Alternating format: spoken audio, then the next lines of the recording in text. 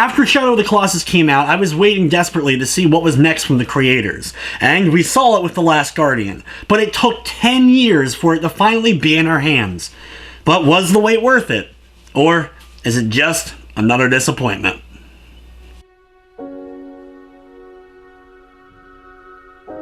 The Last Guardian is a puzzle adventure game where you control a young boy who awakens next to a giant monster, and after realizing you can't escape the opening area, you free the beast, and slowly a bond starts to form between the two. You quickly start to learn the abilities of the creature, being able to guide it more and more as you make it farther into the game, and you need to use each other to traverse the areas and solve puzzles. The world created with Last Guardian is a quite beautiful one to look at and has a very similar aesthetic to the likes of Ico and Shadow of the Colossus. So if you played those, you'll feel right at home and it'll feel very familiar.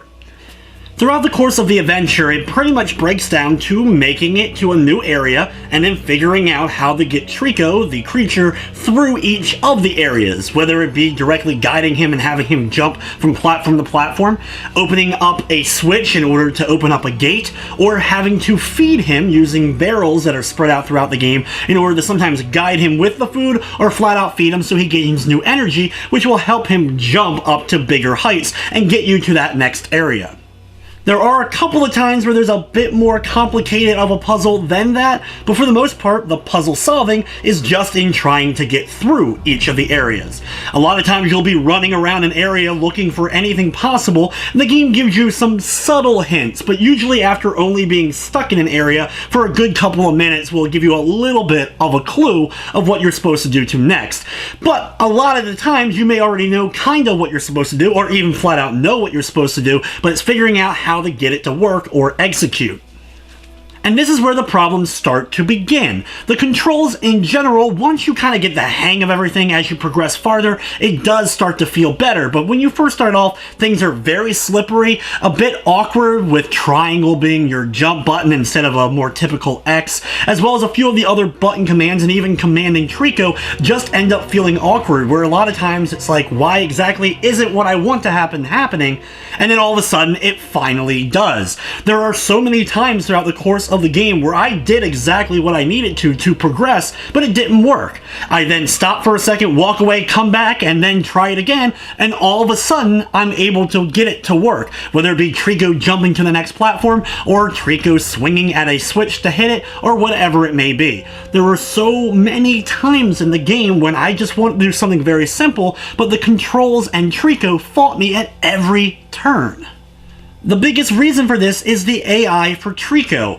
I assume they were going for a whole kind of Trico doesn't trust you, so he's not going to listen to you. And as you play farther into the game, he trusts you more, so you have new abilities, but he's still never 100% is going to do what you want to. He's a giant monster, of course.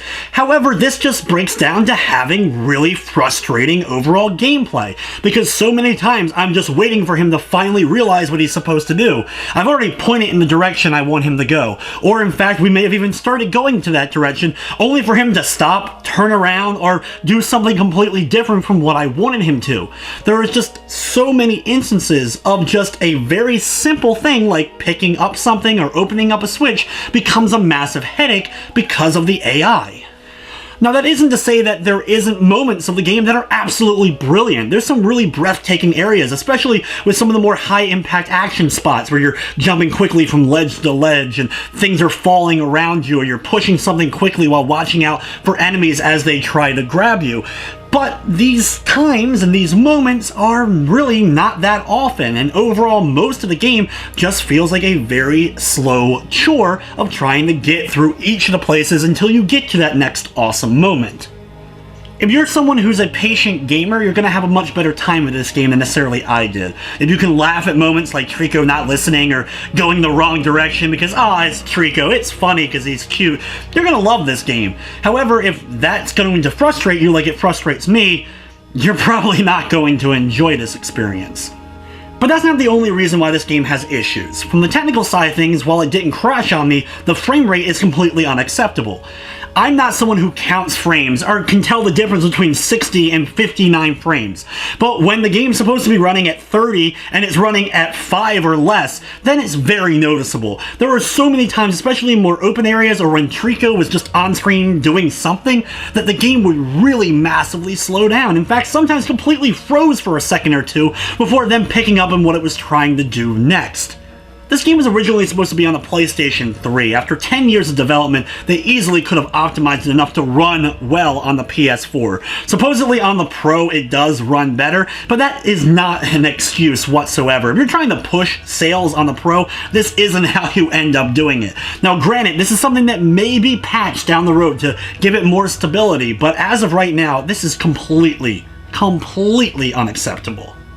I will say that the game does have some absolutely gorgeous music to go along with the adventure, as well as it actually was longer than I was expecting.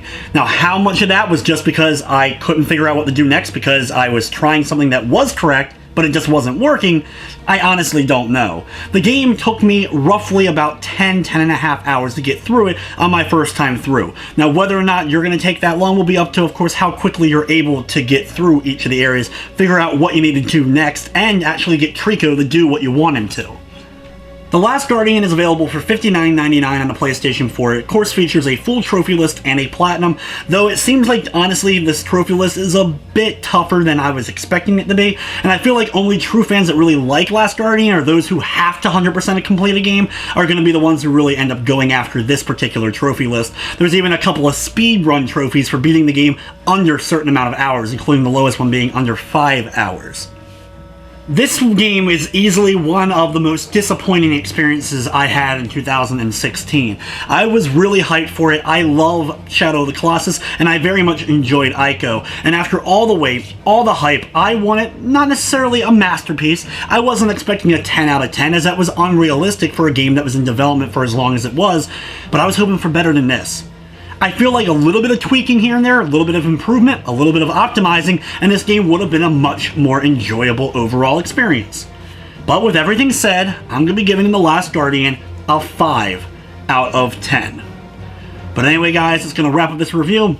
I'd like to thank you for watching, and of course I hope you enjoyed.